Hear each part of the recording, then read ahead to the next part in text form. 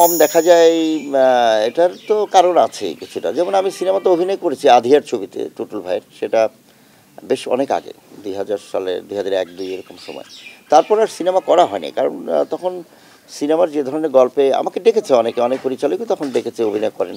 তো তখন আসলে গল্প বা ধরেন কী হয়, বাংলাদেশের ছবিতে যে একটা ট্রেন্ড আছে, যেটা মানে বেশ কিছুদিন আগের ট্রেন্ডটা বলি, যে একটা হিরো হিরোইন থাকবে, বাপ মা থাকবে, হিরোর এক বন্ধু বা এরকম কিছু কমেডিয়ান, এরকম একটা কনসেপ্ট কিন্তু ছিল। সেই কনসেপ্টের মধ্যে আমি কোথায় থাকবো?